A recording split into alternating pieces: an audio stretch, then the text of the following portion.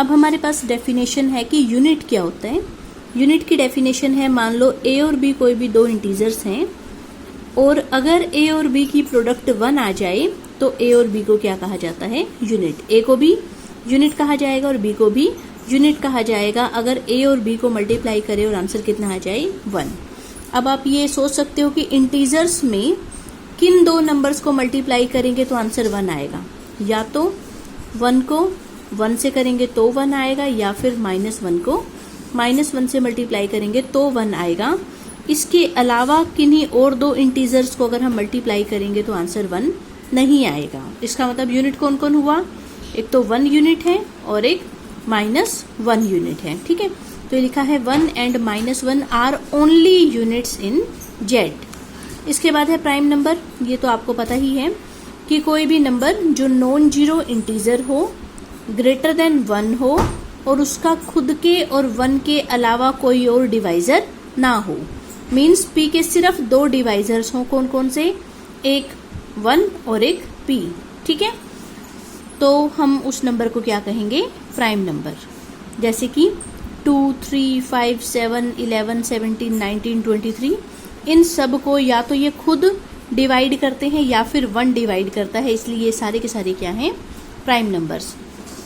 और आप देख सकते हो इनमें से 2 तो क्या है, एक इवन प्राइम नंबर और बाकी सारे क्या हैं, ओड प्राइम नंबर्स। 2 के अलावा बाकी सारे प्राइम नंबर पक्का क्या होंगे, ओड, क्योंकि मान लो 2 के अलावा कोई और प्राइम नंबर है और वो इवन होता इसका मतलब तो वो 2 से भाग हो जाता।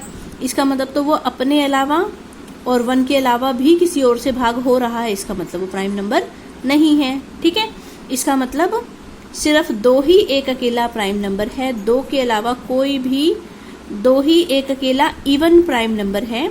2 के अलावा बाकी जितने प्राइम नंबर हैं वो सारे के सारे क्या होंगे, ओड होंगे। इसके बाद है कंपोजिट नंबर। कंपोजिट नंबर कौन से होते हैं, जो ग्रेटर देन 1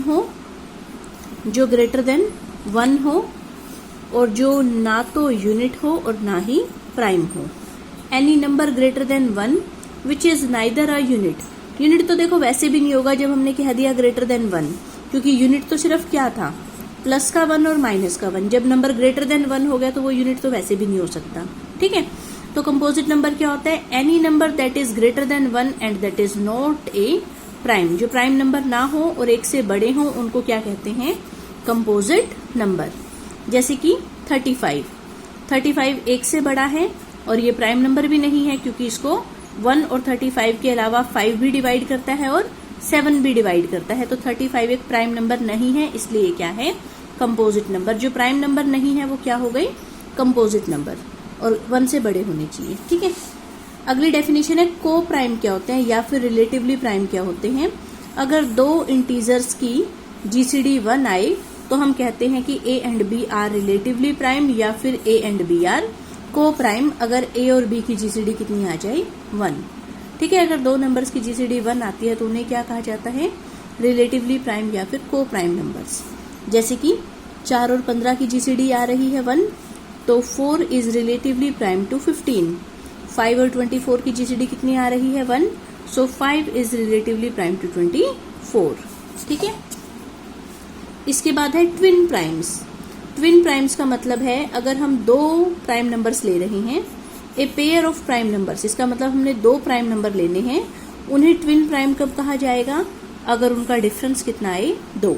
जैसे कि 3 और 5, 3 और 5 का जो पेयर है, इस पेयर को क्या कहा जाएगा, दिस इज ट्विन प्राइम्स, क्योंकि इनका डिफरेंस कितना है, 2, और ये दोनों ही क्या है, प्राइम नंबर्स। 11 और 13, ठीक है, 17 और 19 दोनों प्राइम है और इनका डिफरेंस कितना है, 2।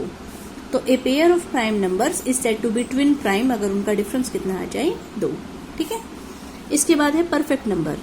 ए natural number is said to be a perfect number if it is equal to sum of its factor other than itself. किसी भी नंबर को परफेक्ट नंबर कब कहा जाएगा, अगर वो इक्वल आता है किसके, सम ऑफ इट्स फैक्टर्स, अपने फैक्टर्स के सम के, लेकिन उसमें से उस नंबर को खुद को नहीं लेना। जैसे कि 6 के फैक्टर कौन कौन से होते हैं, 1, 2, 3 और 6, इसमें से 6 को छोड़ दो। अगर हम बचे हुए 3 फैक्टर्स को जोड़ें और आंसर 6 आ जाए तो 6 को क्या कहा जाएगा? Perfect number.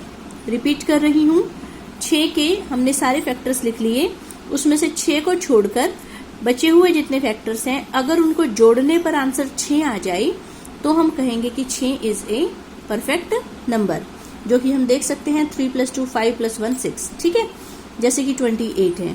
28 के फैक्टर्स कौन कौन से हैं? 1 2 4 7 14 और 28। उसमें से 28 को छोड़ दो तो बचे हुए फैक्टर्स का सम अगर इक्वल आ जाए 28 के तो 28 को क्या कहा जाएगा? Perfect number. ठीक है, इसके बाद हमारे पास पहली थ्योरम है, if P is a prime number and A is any number, P तो प्राइम नंबर है और A कोई भी नंबर है, देन या तो P डिवाइड करेगा A को या फिर P की GCD A के साथ 1 आएगी। या तो P डिवाइड करेगा A को या फिर P को प्राइम होगा A को, मतलब कि P की A के साथ GCD कितनी आएगी? 1। ये हमें प्रूफ करके दिखाना है कि दोनों में से एक सिचुएशन पक्का होगी जिसमें कि P क्या है? प्राइम नंबर, A क्या है? कोई भी नंबर। ठीक है, अब हमने मान लिया कि मान लो P और A की GCD कितनी आ रही है? D। हमें बता नहीं रखा इसमें कि कितनी आ रही है, हमने खुद से ही मान लिया कि लेट P और A की GCD कितनी है? D। GCD means greatest common divisor, मतलब कि कॉमन डिवाइजर। इसका मतलब D कॉमन डिवाइजर है किस किस का? P का भी और A का भी। सो D डिवाइड करता है P को और D डिवाइड करता है A को। क्योंकि D डिवाइड करता है P को, लेकिन P तो एक प्राइम नंबर था, प्राइम नंबर को सिर्फ कौन कौन भाग कर सकता है? वो खुद और 1। इसका मतलब D अगर P को भाग करता है तो D के पास क्या क्या ऑप्शन है? या तो D की वैल्यू 1 होगी या फिर D की वैल्यू P होगी। पहला केस, अगर D की वैल्यू 1 है, D हमने कहा किसको था? P और A की GCD को। ठीक है, तो यहाँ से आ गया P और A की GCD कितनी हो गई? 1। इसका मतलब P एंड A आर को प्राइम। दूसरा केस, अगर D की वैल्यू P है, D हमने कहा किसको था?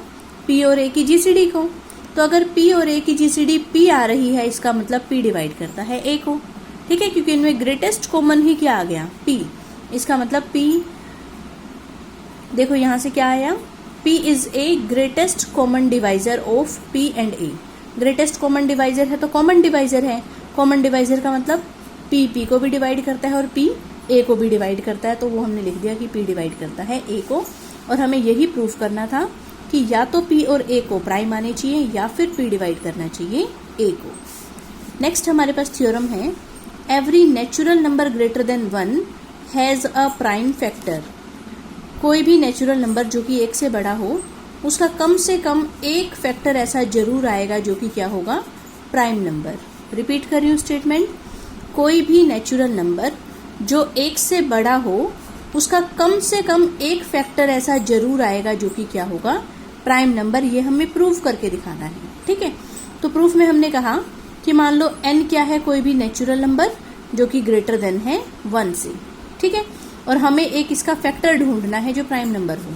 ठीक, अब हमने आगे लिखा है देन हो सकता है n प्राइम नंबर हो सकता है n कंपोजिट नंबर हो, क्योंकि किसी भी नंबर के पास दो ही ऑप्शन है, जो कि ग्रेटर देन 1 हो। कोई भी नेचुरल नंबर जो ग्रेटर देन 1 हो, उसके पास दो ही ऑप्शन है, या तो वो प्राइम नंबर होगा या फिर वो कंपोजिट नंबर होगा।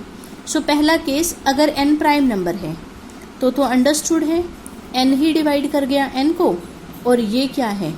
Prime number. तो इसका मतलब ये क्या बन गया? Prime factor of n। ठीक है, क्योंकि हर नंबर अपने आप को भाग करता है, और अगर n प्राइम है तो ये क्या हो गया? प्राइम, और भाग करता है इसलिए क्या हो गया? Factor of n। इसका मतलब हमने n का एक प्राइम फैक्टर ढूंढ दिया और वही हमें करना था, तो क्वेश्चन खत्म हो जाएगा। ठीक है, सो दूसरा केस हमने मान लिया, if n is composite. Composite key definition लगा दो, क्या होती है कि n के 1 और n के अलावा भी फैक्टर्स आ रहे हैं, तो वो फैक्टर, उनमें से हमने p क्या ले लिया? Let p be the least factor of n other than 1n itself. p हमने क्या लिया है? n के जितने भी फैक्टर्स हैं उनमें से सबसे छोटे वाला, लेकिन जो p है ना तो वो 1 है और ना ही जो p है वो n है। 1 और n के अलावा n के जितने भी फैक्टर्स हैं उनमें से सबसे छोटे वाले फैक्टर को हमने क्या नाम दे दिया? p। और n के फैक्टर्स तो होंगे ही होंगे 1 और n के अलावा, क्योंकि n क्या था, कंपोजिट नंबर। ठीक है, तो n के जितने भी फैक्टर्स हैं उनमें से जो सबसे छोटा फैक्टर है 1 और n के अलावा, उसको हमने क्या नाम दे दिया, p। अंडरस्टूड है p 1 से बड़ा होगा और n से छोटा होगा। ठीक है, और साथ में p क्योंकि फैक्टर है n का तो p डिवाइड करता है n को। नाउ अब हम ये प्रूफ करके दिखाएंगे कि ये जो p है वो पक्का क्या बनेगा, एक प्राइम नंबर। तो उससे क्या प्रूफ हो जाएगा कि n has a factor which is prime, इसका मतलब n has a prime factor. ठीक है, अब हम शो ये करना चाहते हैं कि p प्राइम हो, हम मान इसका उल्टा लेते हैं।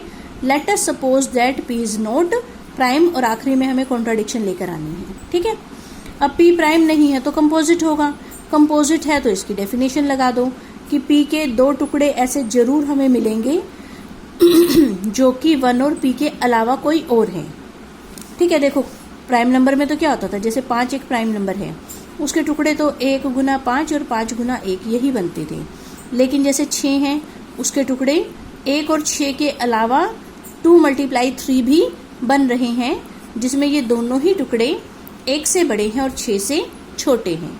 कंपोजिट नंबर में जो 2 टुकड़े आएंगे वो 1 से बड़े होंगे और उस नंबर से छोटे होंगे। ठीक है, तो हमने कहा कि p is equal to P1 into P2, क्योंकि p एक कंपोजिट नंबर है जिसमें P1 भी 1 से बड़ा है, p से छोटा है, और P2 भी 1 से बड़ा है और p से छोटा है। ठीक है, नाउ p किसका मल्टीपल दिख रहा है, P1 का। ठीक है, इसका मतलब P1 भाग कर गया p को, क्योंकि p is a multiple of P1, so P1 भाग कर गया p को, लेकिन p भाग करता था n को, तो P1 भाग करता है p को, p डिवाइड करता है n को, तो P1 डिवाइड कर गया n को, और साथ में P1 p से छोटा भी है। ठीक है, इसका मतलब p से छोटे भी n के फैक्टर्स आ रहे हैं। यहाँ से क्या बना, P1 is a factor of n और P1 छोटा है p से, इसका मतलब p से छोटे भी n के फैक्टर्स आ रहे हैं, जबकि यहाँ हमने क्या कहा था कि p जो है वो n का सबसे छोटा फैक्टर है, और अब हम क्या कह रहे हैं कि p से छोटे भी n के फैक्टर्स आ रहे हैं। So this is a contradiction. Contradiction क्यों आई, क्योंकि हमने माना कि p प्राइम नहीं है तो कॉन्ट्राडिक्शन आ गई। इसका मतलब p इज प्राइम। ठीक है, हमने माना कि p प्राइम नहीं है तो कॉन्ट्राडिक्शन आ गई, इसका मतलब p मस्ट बी प्राइम। बस हो गया, p प्राइम भी है, p n को डिवाइड भी करता है, सो n has a prime factor. Statement ध्यान रखना, काम आएगी। हर नेचुरल नंबर जो 1 से बड़ा है उसका कम से कम एक प्राइम फैक्टर जरूर होगा। ठीक है।